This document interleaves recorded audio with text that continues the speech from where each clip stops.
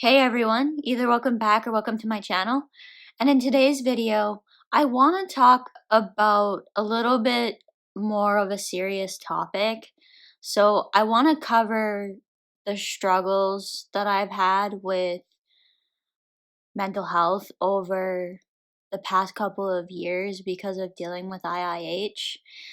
And this is going to be my experiences with it. It's important for me to talk about this because it's something that a lot of us do go through with IIH. But before I get too far into the video and into any details, time for the intro.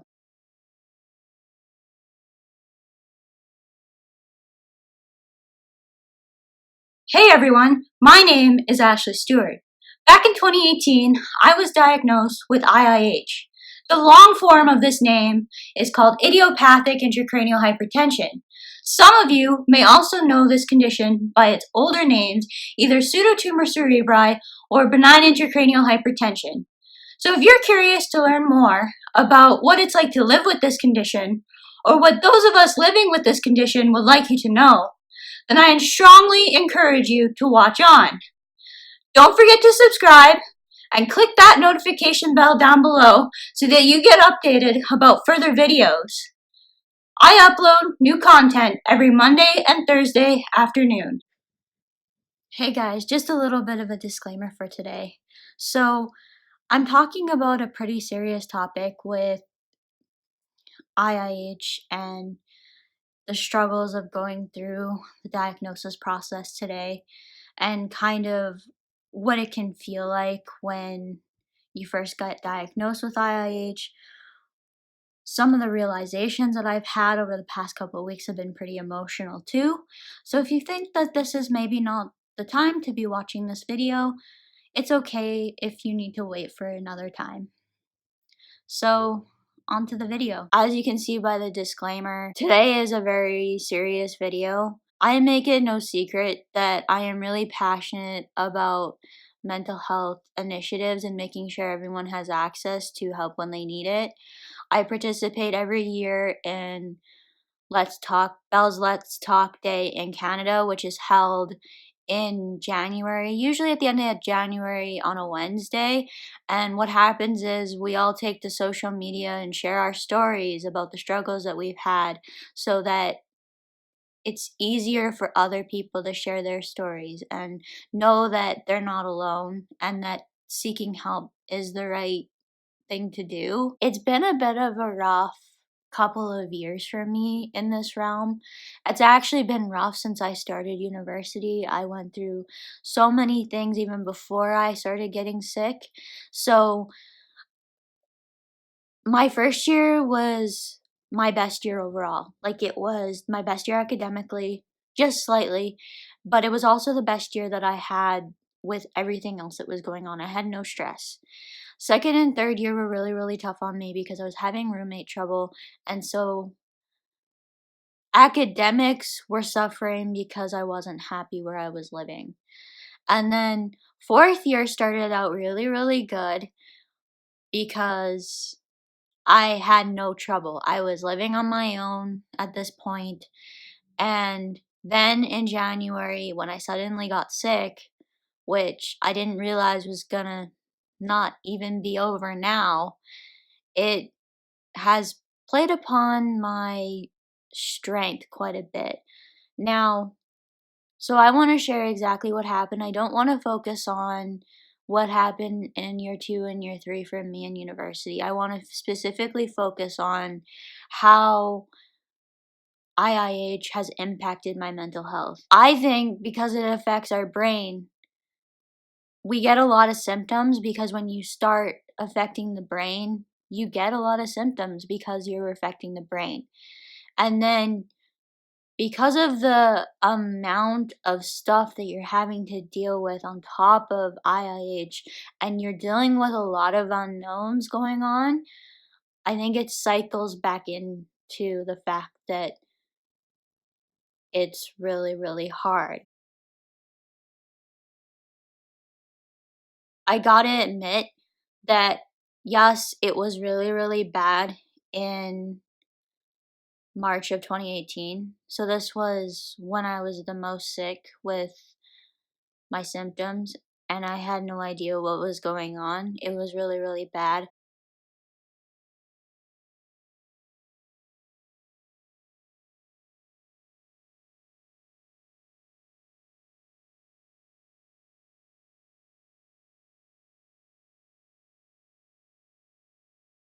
So as long as I wasn't doing school, I was feeling okay. So whenever I was taking breaks, I was fine. And then as soon as I would get back into doing my schoolwork, that's when things got really, really difficult.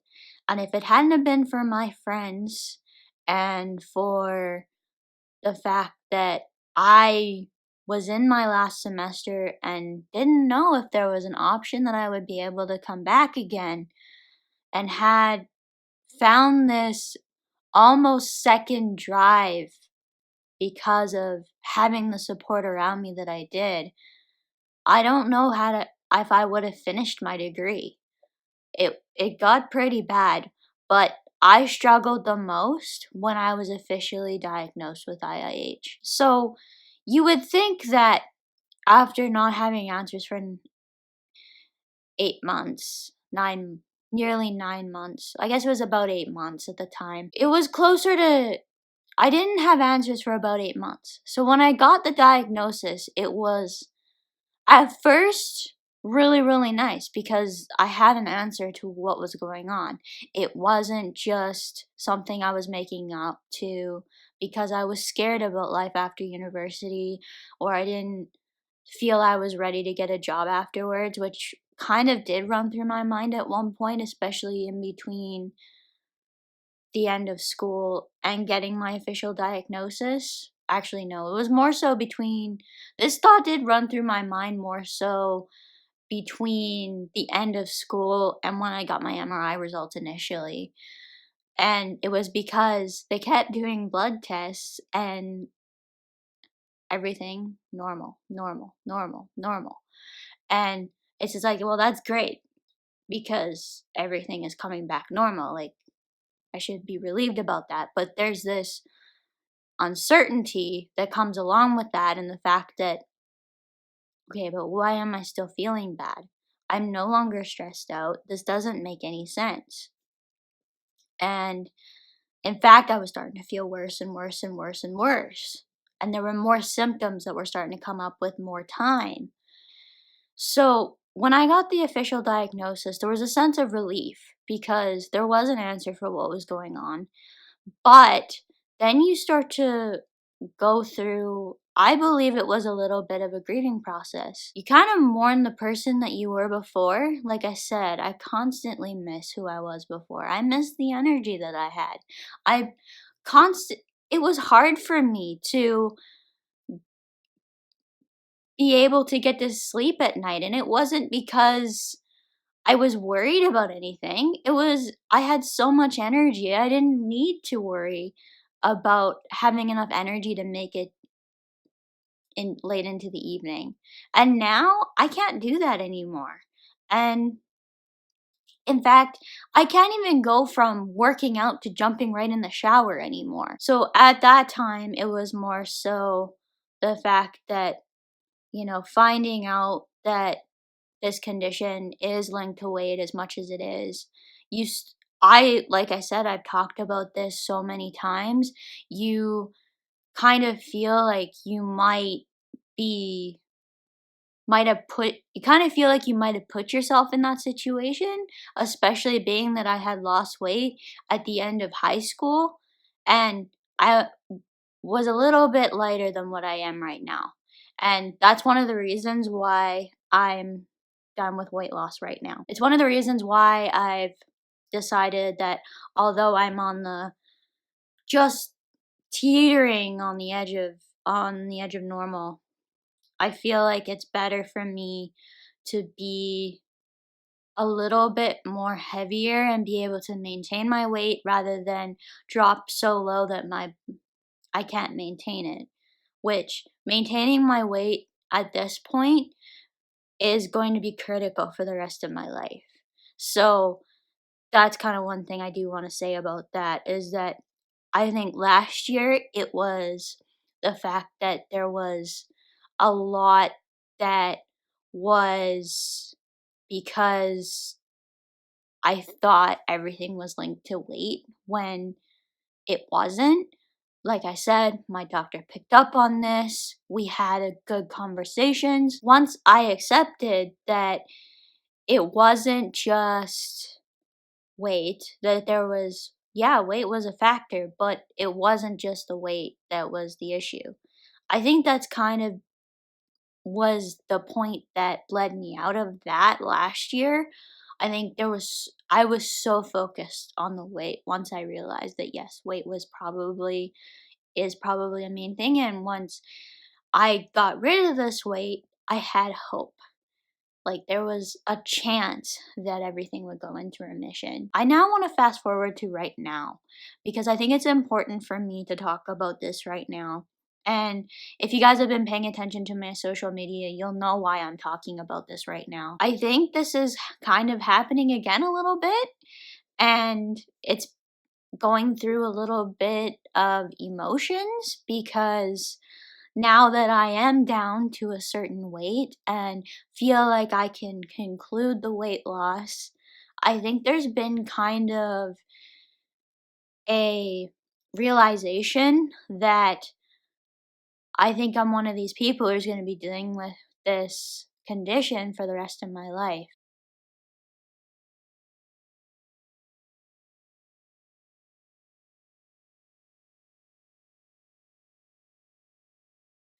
Now, I wouldn't change anything that has happened over the past year and a half, a little bit longer.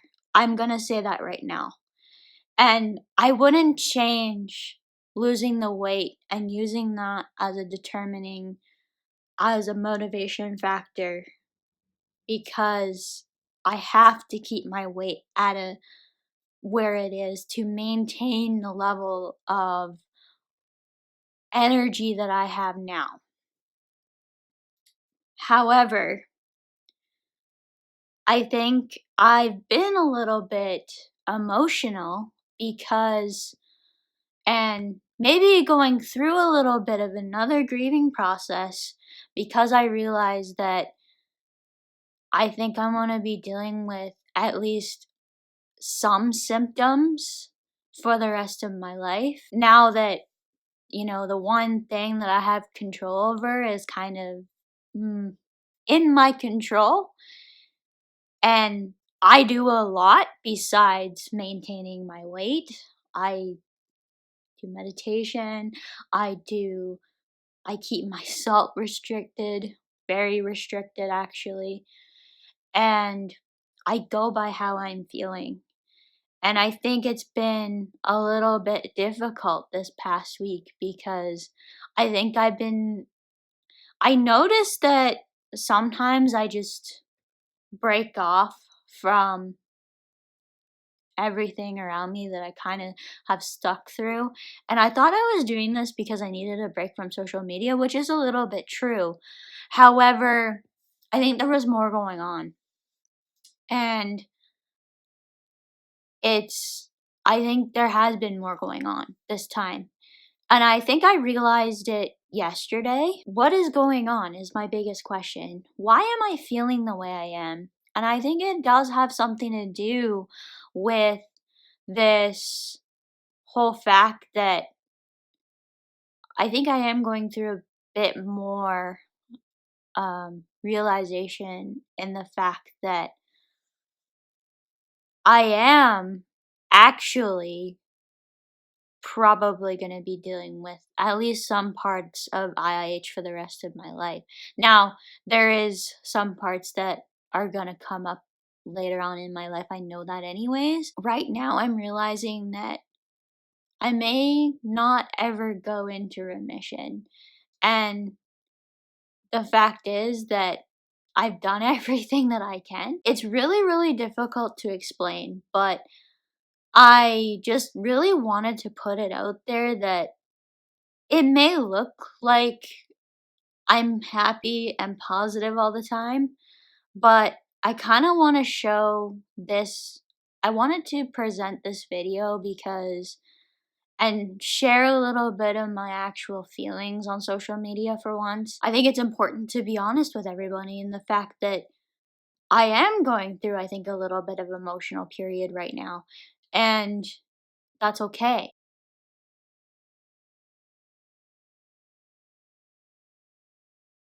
I use this channel to not only help people who are kind of at the start of the journey with IIH, kind of showing them what to expect from somebody who actually has been through it and is kind of closer towards remission. I also have noticed over the past week, and I think it's even been longer than that actually. This has been going on now since kind of this well, fall is really difficult for me anyways, and it's been particularly hard this year because I lost all of my summer towards because of my injury and went through quite a bit emotionally with that too. And so I think I've been picking up on these feelings a little bit faster. Also, with meditation, it can kind of bring these feelings out. That's kind of what the meditation is for. As much as it can help you feel relaxed, it can bring out other emotions too, and you can actually feel them a lot more deeper. This condition is a roller coaster. It's a roller coaster of symptoms, but it's a roller coaster on who you are as a person. I said this in my Instagram post yesterday and also in my story. As much as I've been through over the little bit over a year and a half now, I wouldn't change it because I wouldn't be the same person that I am today. I've learned a lot from having this condition, not only like physically, but I've learned a lot about myself along the way. And I think it's valuable information to know. If ever I find out that one of my friends is struggling, this is what I like to do for them. Being an introvert, this is where being an introvert is ideal. So, as an introvert, I can easily listen without feeling the need to give advice or anything like that. And and this is why I like being an introvert.